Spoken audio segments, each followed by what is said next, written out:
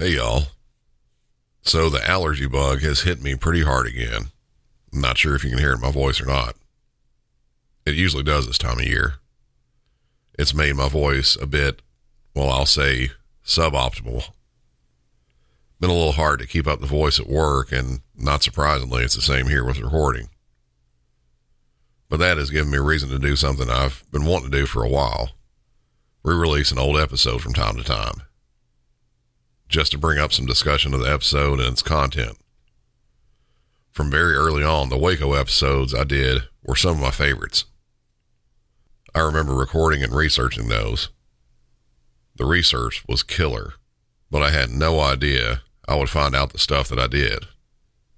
I had just watched one of many TV series about it, and I was pretty amazed at how far removed that series was from what actually happened there. Anyway, I'll be re-releasing both parts, one today and one tomorrow. Now, I did go back and listen, and while I love the content, the podcast was still in its infancy. I didn't know a lot about recording, and I also didn't know much about structuring scripts. So I was adding in thoughts along the way, and had some of those awkward filler words. But it does show how much the show's improved in many ways. So before listening, sorry for the less than ideal recording and writing, but I hope you enjoy going much deeper into Waco than you may have been before. Y'all have a good one.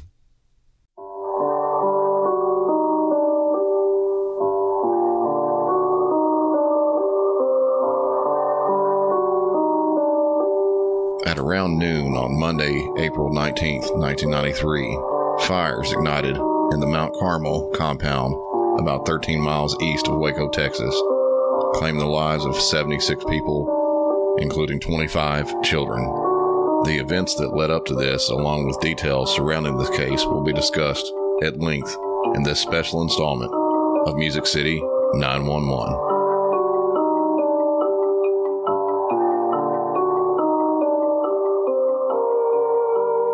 Welcome everyone to another edition of Music City 911.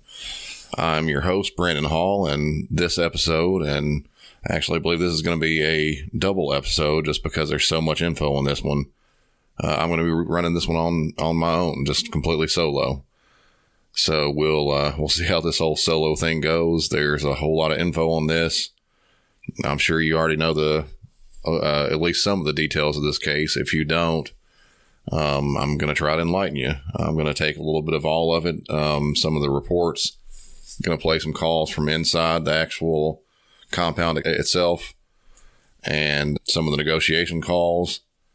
Give you some of the details, some of the theories behind it. There's a lot to go on, and I'm sure that everyone has an opinion of which way it went one way or another. We all know what actually happened in the end, though. So we'll just have to kind of go from that. So a little bit of background on this from me personally, and I'm sure everybody out there listening that was around then, because this was a while back now. If you were anywhere close to television, you were probably watching this going on when it actually happened. You may not have seen the initial, barrage there, the ATF raid that they tried to do at first, but most people remember the actual flames shooting out the windows of this place and the whole place burning up. I was a younger teenager when this happened, and it actually happened on my birthday. So it's kind of even more vivid to me, just because it's, it happened on a significant day for me. But I remember, watching on TV, this happening. It was pretty substantial. It was an incredible watch. Not incredible in a good way at all. It's just something that, especially a young teenager like I was, you don't see anything like that ever, really. And, being a young teenager at that point, I didn't really know too much about what was going on. I was just listening to the news, seeing what was happening, that type thing. I didn't know very much about it. Run up a little while longer, subsequent birthdays, things like that, when they played back the tapes of the anniversary, things along that line, they start bringing up a few more points, a few more, theories, things like that. For me, I didn't actually look really deep into it until recently when I started researching this episode. And there's a whole lot of information about it out there. Reports, statements from witnesses, people from inside the actual complex itself. Just tons and tons of information. And that's one of the reasons I think this is probably going to end up being a 2-part episode. The calls that we have, they're pretty long. I think I'll probably play most of them in their entirety with breaks in between to discuss what was being heard on the tapes. Some of them are not easy to listen to. You just really have to form your own opinion about what's actually happening on the calls themselves. And, you know, depending on which one it is, if it's the actual 911 call when this all started, or if this is going to be some of the negotiation tapes. There's a lot to go over. Now, this incident itself actually began when the ATF, Bureau of Alcohol, Tobacco, and Firearms, attempted to serve a search warrant there at the compound itself. There was a big gunfight that ensued directly after that. It actually claimed the lives of 4 of the ATF officers that were there and 6 of the people inside the compound itself. The whole reason for the warrant in the first place was due to suspicion of stockpiling illegal weapons. There was also some rumors about possible explosive devices that they were either stockpiling or making inside of there, and not to do with this warrant, but there's also some other allegations of sexual abuse against minors, polygamy, things of that nature. Now, to get back at the very first of this and tell you a little bit about the ringleader himself, David Koresh. He was actually, when this all happened, only 33 years old. It's kind of hard to believe that someone could gain such a following at such a young age like that and lead a group of so many people into what actually happened. A lot of people regard him as a cult leader. Some people just regard him as a religious figure. He himself claimed to be the group's final prophet, which is someone who, you know, if y'all are not religious out there, that's someone who believes they are one of the few people that can actually talk directly to God.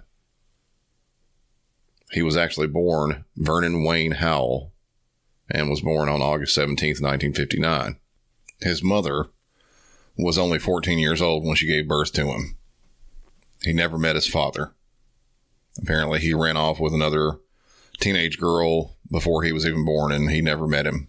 By the time he was 4 years old, his mother actually left him in the care of his maternal grandmother, and she didn't actually return until he was about 7 years old. In some accounts, the Koresh actually described his childhood as being lonely. He had kind of poor study skills, dyslexia, was put in special education classes, and ended up dropping out of high school in his junior year after some of his own run-ins with underage women. He actually ended up moving to Waco, Texas in around 1981. He ended up joining the Branch Davidians, which are a sect of the Seventh-day Adventist Church, kind of a breakaway group almost. When he got there, he played guitar and sang in some church services at the center, which was the headquarters there outside of Waco. At this point, he was still known as Vernon Wayne Howell. He didn't change his name until 1990, when he filed a petition in California State Superior Court in Pomona to change his name for what he claimed publicity and business purposes to David Koresh.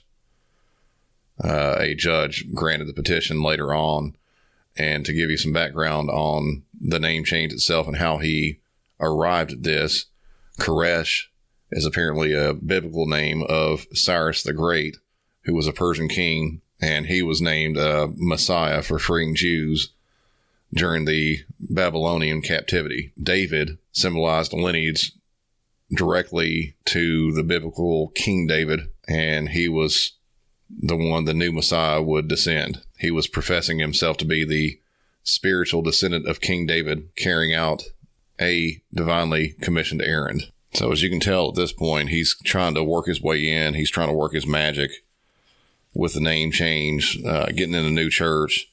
Apparently he was originally a Southern Baptist, and then he got booted out of that church because he was trying to move in on the preacher's daughter. And he tried and ended up having to be pushed out of that church, and then moved over to the Seventh-day Adventists, and then moved over to Waco to the Branch Davidians at that point. It was in 1983 that David claimed that he had found the gift of prophecy, or it was given to him by God. He also claimed that God had chosen him to father a child with the widow of the leader of the group, who was in her late 60s, and this obviously didn't work. But with what I believe was extra attention from a younger man, the widow, whose name was Lois Roden, allowed him to preach his own message. George Roden, the son of Lois, was the de facto leader of the group when all this was going on. There was a struggle for power and the lead of the church, and at one point, George forced David and his followers off the property at gunpoint. From there, Koresh and his people set up a camp, kind of a camp of sorts, about 90 miles from Waco. They lived in tents and buses for about 2 years, and during this time, he went to recruit his followers in various states and other countries, United Kingdom, Israel, back into California, places like that. And while he was doing this, most of the church members remaining there at Mount Carmel in Waco still apparently liked Koresh. George Roden's popularity was kind of dwindling, and to regain the faith of those at Mount Carmel, Roden challenged Koresh to raise the dead.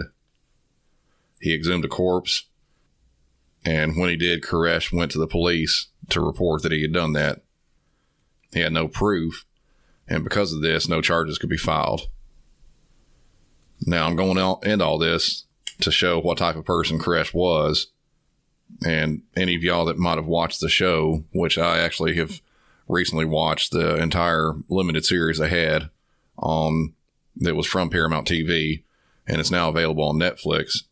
It kind of portrays Koresh as a little kooky, but doesn't really delve into his previous run-ins with the law very deeply, especially those with involving firearms.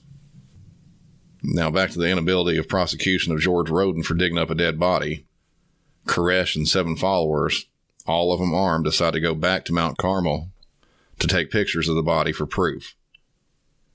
When that happened, a gunfight broke out, which wounded Roden, and after the sheriffs arrived, Koresh and his followers were charged with attempted murder.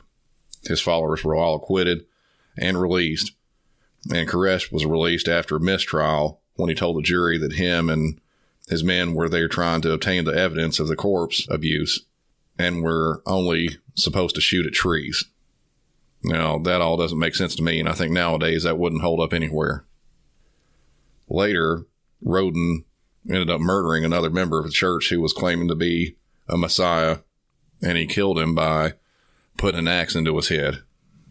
Roden, for good reason, was pronounced insane by a court and was imprisoned in a psychiatric hospital. Roden owed thousands in back taxes for the Mount Carmel property, and this was Koresh's way back in. He and his followers raised the money and reclaimed the property. Fast forward years later, and the group's main source of income was selling guns and other items at gun shows, as well as from a gun shop that they ran and owned named Mag Bag. The investigation into him stemmed from a postal worker informing the local sheriff that he had delivered some explosives to their store and to the Mount Carmel location, along with several other suspicious packages. He also stated that he had kind of looked when he was delivering these packages and saw some armed observation posts at Mount Carmel. The sheriff was later notified that the Davidians received 2 cases of inert grenades, gunpowder, up to 40 cardboard tubes, and 90 pounds of powdered aluminum metal. Now, anybody out there would know that that's all the kind of makings for grenades, probably some sort of pipe bombs, things along that lines. That aluminum metal that they had, the powdered form, that can be used different ways as well. All of this led up to the affidavit that was signed by an ATF agent, David Aguilera. And from there, a warrant was obtained that led to the whole Waco siege, the one that happened in February of 1993. And to add to the whole explosives thing, some of the illegal gun charges were for modifying existing and or building illegal weapons to stockpile. These were mostly AR-15 or M16 variants. And there's a pretty big difference in these two guns. For those of you out there that are not gun folk, the AR-15 is a semi-automatic rifle. The operation from the user end is no different than the majority of handguns that are available nowadays. You pull the trigger down one time and one bullet gets fired. That's all. Fully automatic, or what most people think of as a machine gun, means that if you pull the trigger, the gun will continue to fire until you release the trigger or you run out of bullets. Modifying these weapons to become fully automatic is relatively easy and inexpensive to do, but it's highly illegal. Doing this is not some sort of a slap on the wrist and receive a fine type charge either. Federally, the standard sentence for this is 10 years imprisonment. So when all this was established, warrants were issued for Koresh and some of the other members of the church. There was also speculation of a methamphetamine lab that was in use, but nothing was ever verified on that. Add to that the allegations of child abuse, polygamy, and statutory rape. It looked, at least from an outsider's view, that there was some very messed up stuff going on inside that compound. Now, moving up a little bit closer to the actual initial raid itself by the ATF, there were several claims, one of them by a journalist from Spin Magazine, that Koresh would go out jogging for exercise the same time, the same route daily, and that's actually likely true. And that would have made it pretty easy for the ATF to pick him up on that warrant. But he wasn't the only one listed on the warrant. Several others that were inside the compound were named as well. And in my opinion, if they were to have arrested Koresh while jogging, the potential for violence would have been probably even worse than what happened. If their leader were to be captured outside, they would have been on an even higher alert. So, when the ATF rolled up in force, they would have, possibly been met with gunfire before they even stopped. Not saying this would have 100% happened this way, but I think the likelihood of it going down like that was a pretty good possibility. So moving up even closer to the actual raid itself, there were a few things that actually kind of played against, well, at least the ATF and maybe even the Branch Davidians themselves. I say this because, if anyone has actually watched the show, they had one of their agents that actually went inside and, met with Koresh a few times. And even the day that the raid was going to happen, he was there. And as far as I can tell from my research, that was most likely true. All that probably actually did happen. I don't know if he tipped them off saying they were going to come or not, but there was something else that actually did happen that absolutely tipped them off that they were on the way. So another thing that actually did happen on the show, that this part was true, and a lot of the show itself, there was some, and I've kind of talked about it already. I won't say misinformation. They just kind of left out a lot of stuff. This part looked like it was true. So because of a news article that came out and was printed that Koresh was reading there was a little bit of a, I guess, uneasy feeling inside of the compound itself. And with Koresh, he kind of felt that there was something impending, that it was going to happen at some point. And they were already a little bit on edge. So because of this article that came out and maybe being tipped off by someone, a local news station went out there and was trying to find the place.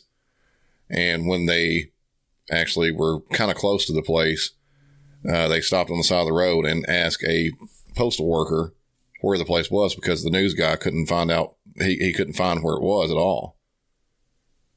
And from there, while he was getting directions from the guy, a bunch of civilian vehicles rolled by, all in a convoy, all together. It was a mixture of station wagons, SUVs, and what looked like cattle haulers, trucks with a cattle trailer behind them. And all of them were loaded up with ATF agents, loaded up, kitted out, the whole deal. So the postal worker turned out to be David Koresh's brother-in-law. So apparently he ran as fast as he could, in his postal vehicle over there and warned that they were going to come. So that part in the show was actually true.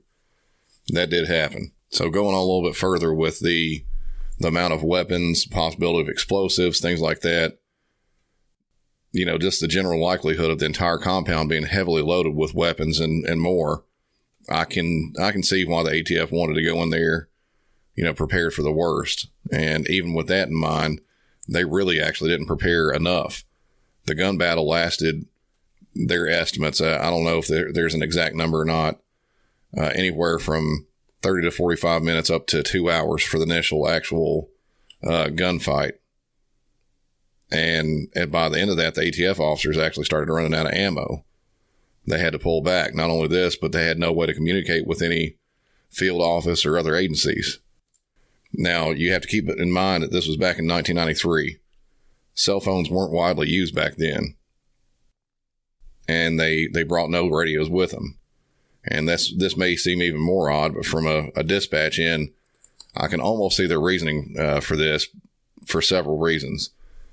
They likely probably have their own radio frequencies, being they were from a federal and also non-local agency. And to the fact that back then in rural Texas, I would imagine that they didn't have the best of radio systems, if any at all. And even if they did, with a sparse population in that area of Texas, coverage would probably be spotty at best.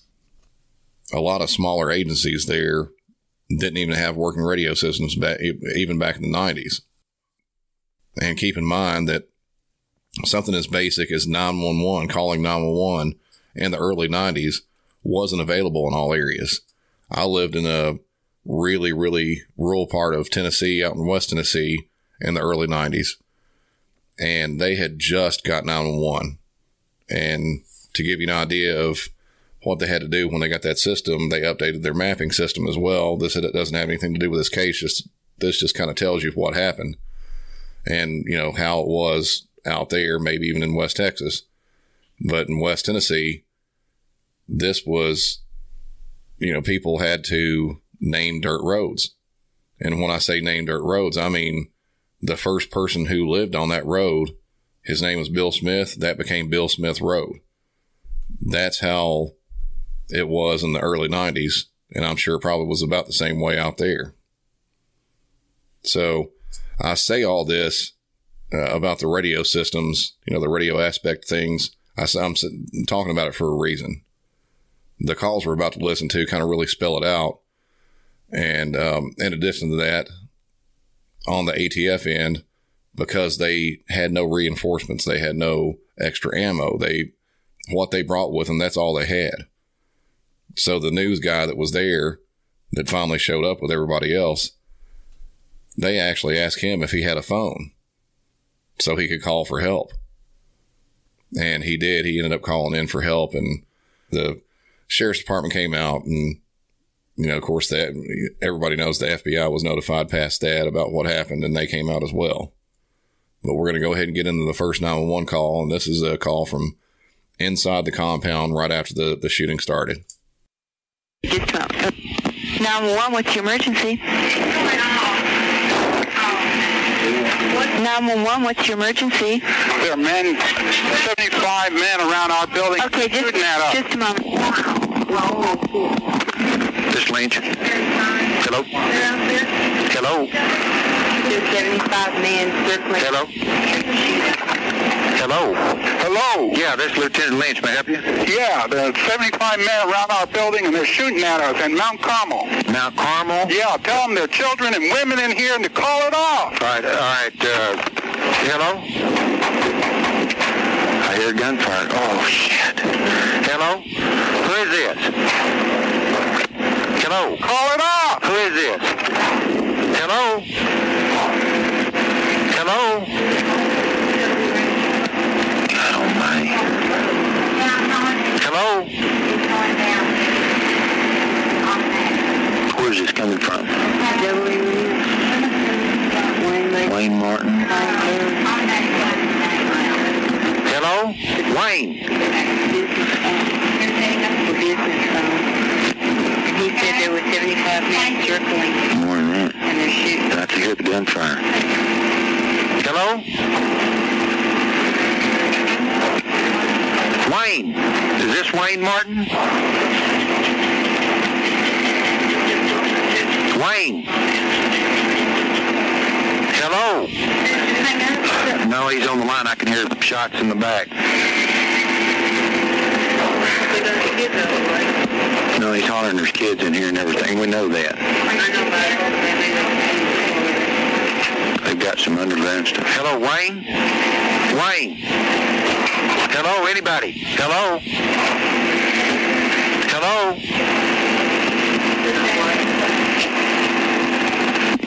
We got the... he's still there. I mean, I can hear the background and hear... Hello? Yeah, they had the lines open. Does this tell us what time it came in and everything? Okay. Okay. They're still shooting. I can hear the bullets. God almighty, I knew this.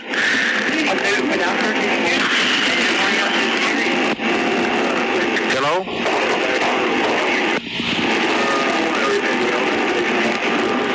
Are they rolling ambulances out there? No idea. Yeah. Well, they're getting back to station one. They got some in the area. Hello, Wayne? Wayne? Hello?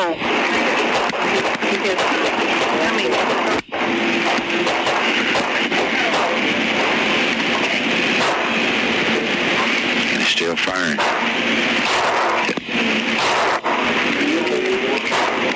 Hello? Wayne? That was right there by the phone. Right at the door, right there. Huh? He's got a gun. Hello, Wayne?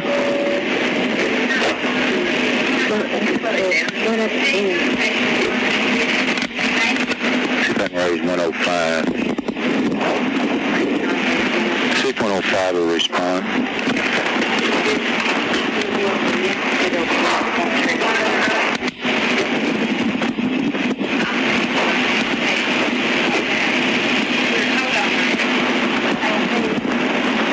May be tied up. He may. Tell me it's one pager only. Oh, okay. Okay. Okay. Hold up then.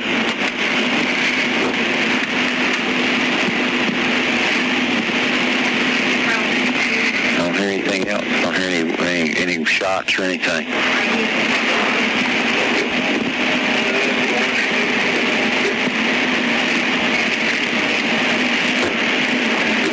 Chief never know that he's going in. The chief never know. I don't know if he was advised or not. They're shooting again. Oh, that's fine. Go ahead. Yeah. Yeah, just...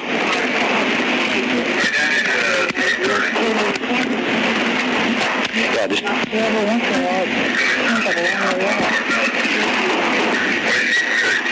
God almighty. That fucking newspaper. Hello? Hello? Wayne?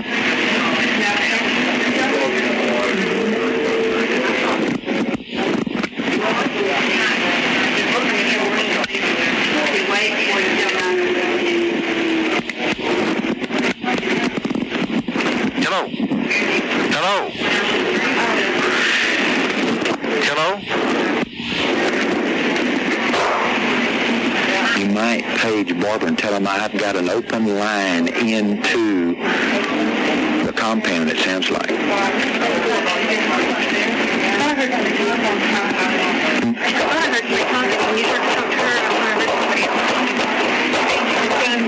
Just tell him to get him to call you, and then tell him I'm down here, and that I've got an open line into the compound, I believe. Well, I'll tell you what. Get on our primary channel and call Radio Van and see if they'll respond. That's going to be ATF. Just say Radio Van, Waco Dispatch. Waco Radio Van? They're supposed to respond.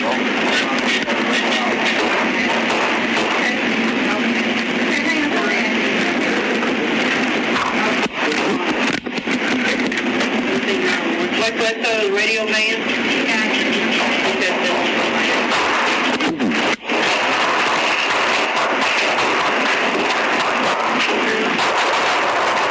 Listen to that. No response? That's right. Hello? That's right there by the phone. Is that my coffee? I'm sorry. Let's throw that away so I don't do that again.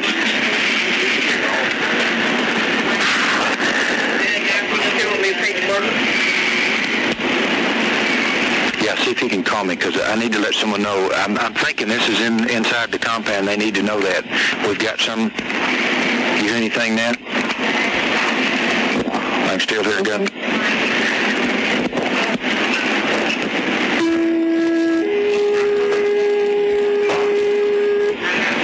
ASAP. 105, call 103 and dispatch.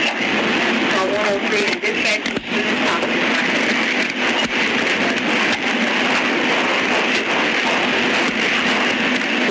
Hello? Hello?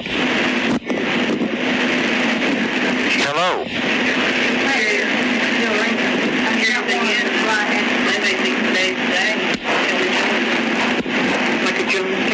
Yeah, that's what we're worried about. They may just... Did you get over to Miller? We did SOU. Yeah, SOU was needed involved. No, we've got their NERTs there, National Response Team. Call me, Gene, call me. Somebody needs to know. I'm trying to get hold of me, but I wanted to let someone know that I believe this line is open into the compound in case we need to do some negotiation. So just hang fire. All right. A lot of people hollering.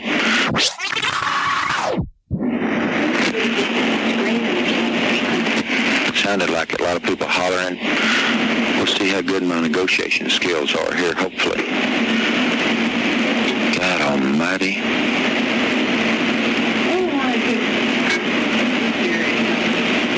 They already had the land. They had the land. They've been out there since, what, was it 30 years? The 50s, and they moved out there? So they moved out there. They used to go over here. Mount Carmel. Over there off Mount Carmel. Exactly. Where Vanguard is. Yeah. Well, everything like that. Shooting again. And that's automatic weapon fire. Sounds like it.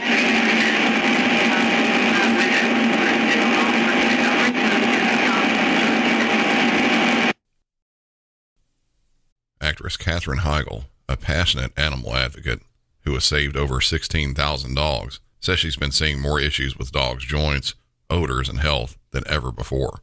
She believes there's a link between canine health and diet.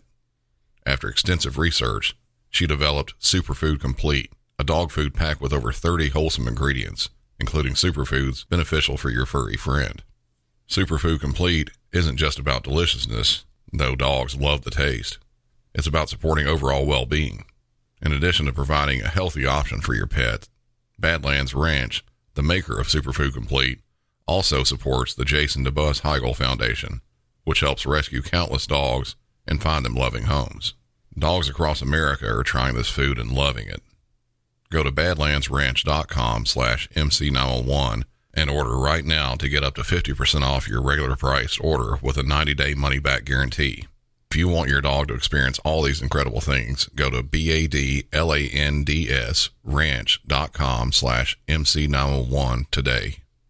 So in that first call, we have one of the residents inside by the name of Wayne. and he is supposedly their kind of in-house lawyer from what I've read and researched a little bit. I can't remember if he was actually a lawyer or not. At one point he may have been. I don't know. But he was the one in the series. He was in the series as well on TV. And, you know, there was obviously a lot of stuff going on there. And it sounded like they at least may have had some calls before this about what was going on out there, because they immediately got the sheriff deputy that was on there, the lieutenant. They got him on the line, and, you know, he started talking almost immediately, trying to get some negotiation going, at least some. And in a situation like that, when you've got bullets flying, you know, loud noises from the guns, everything like that, it's hard to do any type of negotiation. And we'll kind of see that in the next couple calls as well. It's not easy to do. One of the things about dispatching, and a lot of places, including Nashville, we do have negotiation classes for us dispatchers. It's mostly for suicidal type stuff, but in situations like this, it's rare, but we, you know, occasionally will have something we have to be on the phone and actually be the negotiator. My guest, Kim, a couple of episodes ago, she was talking about it too, how she had to stay on the phone with somebody for 3 hours when he was in a standoff. So it can happen. I'm sure that some of the dispatchers out there in the agencies listening, they've probably had something like that happen before. So, in this case, the lieutenant may have been, you know, likely had more negotiation, skills than the dispatcher did. And like I said, I've got a feeling they probably had some more calls. I'm not sure about from inside there or not, but maybe from neighbors, or there's no telling. But as soon as they figured out that it was a call from inside the Mount Carmel compound, the dispatcher immediately handed over to the sheriff's lieutenant, and he got on there, started talking. Now, at the end of the call, it sounds like they got disconnected, and he was trying to make a call back. Well, when they called back, this is what happened. They got him back on the line, but it's a little bit different. And especially with people that are younger out there, may not know what an answering machine is. Well, for those people, an answering machine is kind of like a voicemail, but it was an actual machine that you had hooked up to your main landline. And if somebody wanted to leave a message or something, they could. But most of them had a speaker function as well, so it recorded the message out loud as it was being played. So if you were to call somebody back and they didn't answer, you know, you could, you know, if they were screening a phone call or something like that, because not everybody had caller ID back then either. So if they were screening a phone call or something like that and they just wanted to hear who it was, you could say over the actual answering machine, hey, it's so-and-so, pick up. And, you know, if they're sitting there listening, they can go over there and pick up the phone. So that's kind of where we get to in this next one. Please leave your name, telephone number, and a message after the beep. Thank you. To hear your voice, maybe. Hello, this is Lance, Sheriff's Office. This is Lieutenant Lance of the Sheriff's Office. Pick up the phone. Lieutenant Lance from McLennan County Sheriff's Department. Pick up the phone, please. Someone pick up the phone. This is Lance Sheriff's Department. Hello? Someone there pick up the phone, please. God hope so. Hello? Hello? Who is this? Is this Wayne? Hello, this is Lance Sheriff's Office. On the call.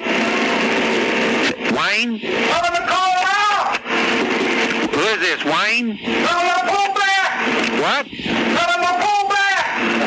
Who is this, Wayne? It doesn't matter. Listen, calm down and talk to me for a minute, okay? Who is this?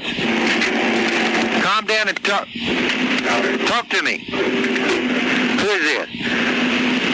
Wayne. Wayne. Tell me what's happening, Wayne. This is Lynch at the Sheriff's Office. Tell me what's happening, Wayne. Talk to me, Wayne. Let's get this thing resolved. Wayne. We got women and children in danger. Okay, Wayne. Are there weapons in there with you, Wayne? Talk to me, Wayne. Let's take care of the children and the women, Wayne. Let's not do anything foolish that we'll be sorry for. Talk to me, Wayne. I can't help you if you won't talk to me. Wayne. Wayne, please talk to me, Wayne? Let's work it out.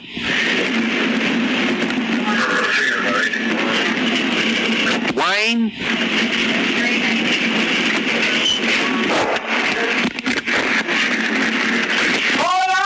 Okay, Wayne, work with me. Come to the phone and talk to me, Wayne. Let's settle this now before anybody gets hurt. Is anybody hurt in there, Wayne? We need to get over somebody to tell them about it. Yeah!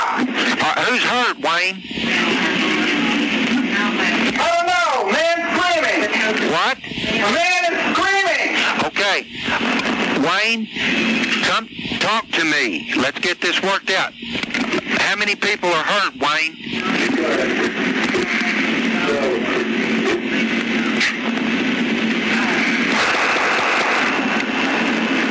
Wayne.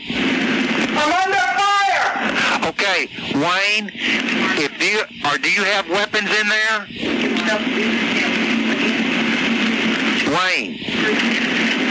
Wayne, do you have weapons in there? Talk to me, Wayne, before this thing gets completely out of hand.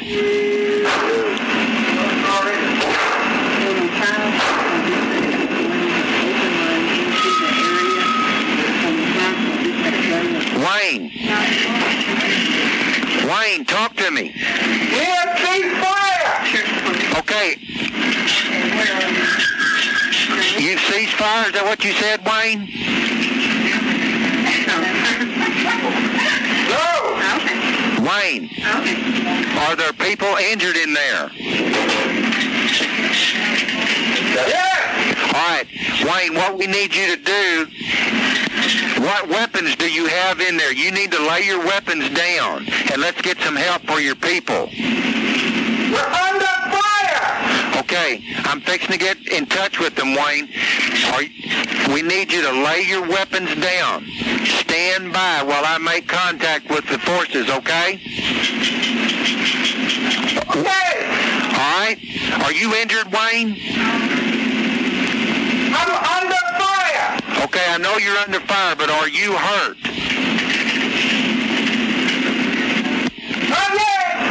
Okay, Wayne, cease firing. Do not fire anymore. Okay?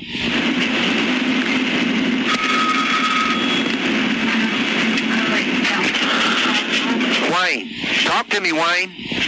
Tell me how you are. I have a right to defend myself. They started firing first. Okay, well, let's resolve it. Let's resolve this, Wayne, before someone gets hurt. Okay? I'm trying to make contact with the forces outside. Okay? Okay. All right. I don't hear any gunfire. Are you okay? No more. Okay. Is anybody in there with you hurt, Wayne? There was a man screaming. Okay, a man's hurt. All right. You may call me back? Hold on, Wayne. Well, don't let this line close, okay? Firing up there. Pardon me? They're still attacking. All right. They're chopper with more of them. What? Another chopper with more people and more guns going off. Here they come. All right. Wayne, More firing. That's not us. That's them. Okay, all right. Are you ready to come out and give up? Are you ready to terminate this, Wayne? We want a ceasefire. We'll talk. All right. Okay. We'll talk when they stop firing. All right. I got to get somebody. They want a ceasefire. Stand by. We need to try the radio van one more time on our frequency. Was the dispatch to the radio van? Who's firing now? They are. All right, stand by. I'm trying to reach them. Don't return fire, okay? We haven't been. What? We haven't been. Okay.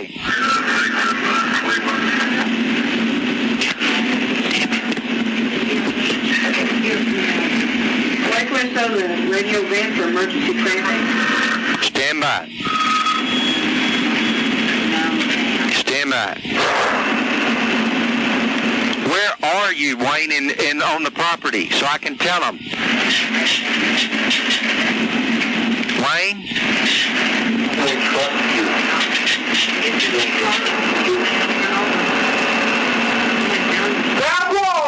What?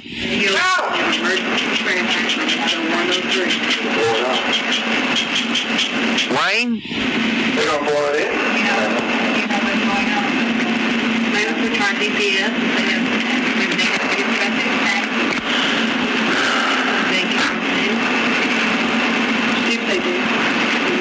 Wayne? South wall! What? South wall! I can barely understand you. South! They're coming? They're coming! Okay.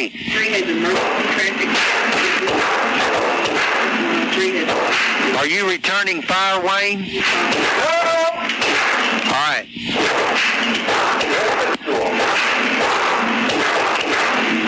Why are they still shooting, Wayne? Well, that's them. They haven't fixed. They're shooting off the board. What? They're getting, oh, shit. What's the matter? What do you think? They're doing all this firing on us right now. Okay. Who was that firing? Okay, thanks. All right, I'm trying to make contact with the forces now. Stand by. You call DPS? He said, I don't know what you're about. Call DPS unit on 84. Ask the DPS unit on 84 and Double E Ranch Road to respond. Sure, is he listening on here? Who? Okay. I thought they were all... The sheriff's department. I'm trying to get the DPS unit that's on 84. Wayne? Talk to me, Wayne. Right here! Okay, we're trying to make contact now. I don't hear any gunfire. You said you had one man hurt inside there with you? Yeah! All right, is anybody out there firing on the troops? Okay. Hang on a second. He won't do it. He won't do it because he's been told not to do it. Okay. Wayne? Never mind, Sheriff. Tell them to back off! All right. Hold on just a minute, Wayne. Hello. No, I have not. And nobody's responding to the damn radio. I've got one man hurt inside here. I'm talking with Wayne now. He's inside.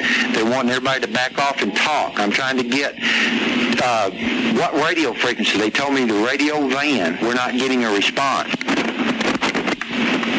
He is not responding at all. Somebody needs to call me quickly down here at dispatch. Yeah, quickly. Wayne? Right here! Okay, we're working on it. Right here! Okay, we're working on it, so just hang loose. Do not return fire, Wayne, okay? Just kind of hold what you got till we get the situation settled, and you're willing to talk to them? Will you visit with them? Yeah! Okay, all right, we'll get you someone to talk to here in just a second. Now, Mitch! Yeah. I gotta pass the word! What? I have to pass the word! Okay, start passing the word. Tell them just to hold their fire. Tell them not to return fire. Hey! Okay?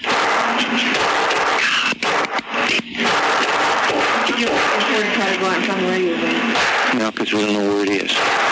Just hold loose there. I may need him to help. Just him stand by. Okay. Wayne, are you getting the word passed? Not yet! All right.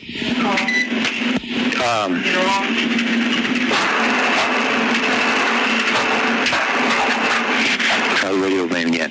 All right, are you getting the word out? I'm trying! Okay.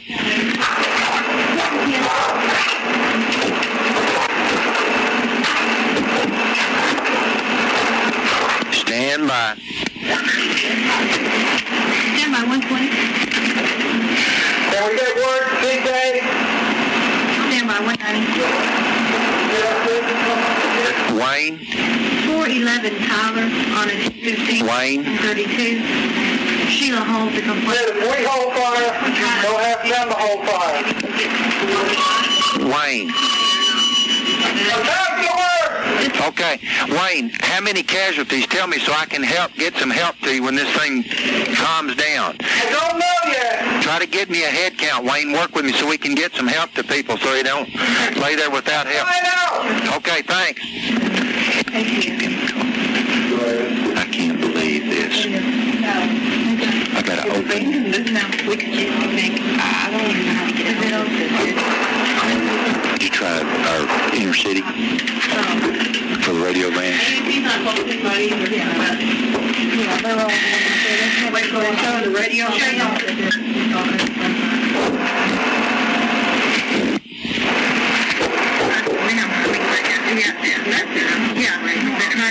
Okay, so we haven't had any information of a plane going down. Not in our county, no, sir. No, sir. Wayne, are you still there? 867 Right. 4631. Current ATF unit on our primary channel. Does any ATF unit respond? Any ATF unit respond? He's not telling anybody. Wayne? Yes, Wayne?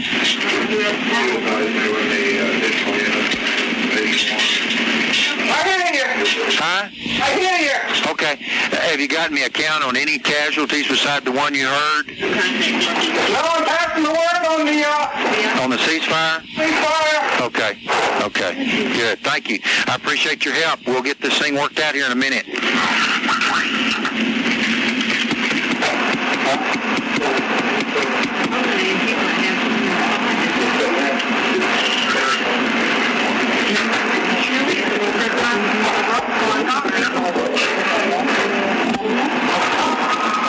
Have you talked to EMTs? Yeah, get them, get hold of them, get me some communication.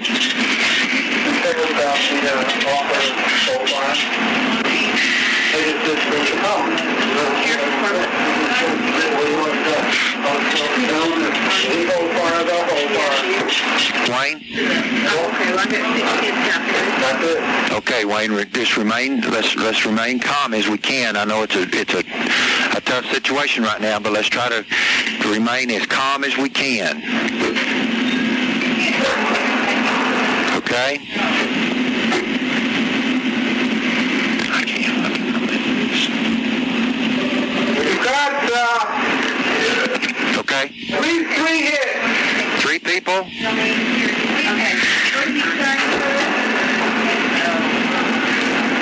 One dead. 1 dead? 1 confirmed dead? What? Confirmed. Confirmed? Yeah. All right. So you got 3 people down. 1 person you sure is dead. Okay. All right, I don't hear gunshots, so everything's calming down. Wayne, will you be the person that we talk to? Orders. What? These are my orders. Will you be the person that we talk to, Wayne, to get this thing resolved? Yeah. Okay. I'm talking. Okay, yeah, I just want to be sure that you're... Hold their fire, to leave the property, and we'll talk. Okay, you got to wait just a minute now. Let me make contact. I've got to get another line, so hold on, okay? Hold on. I'll hold.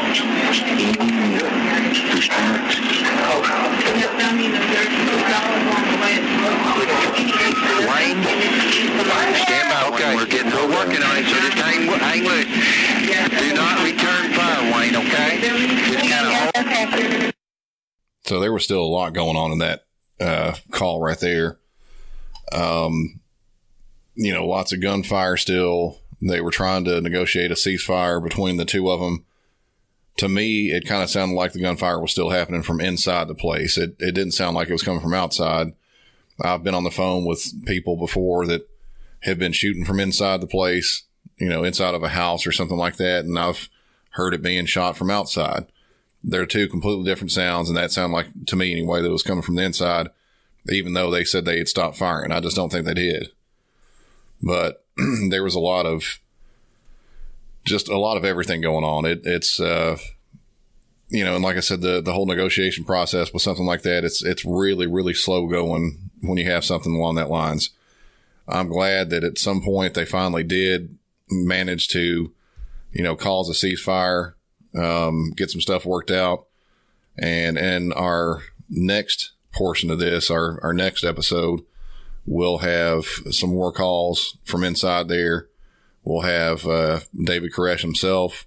He gets on the phone, and I actually believe that he was probably on the phone at least for a portion of it while this Wayne guy was on the phone as well. And you could kind of hear Steve as another member, kind of from what I've gathered, is he was David Koresh's right-hand man in the whole deal. He got on the phone too, and he'll get on the call as well. On the next one, we'll have that, and we'll actually have some of the actual hostage negotiator calls from the FBI on the next episode.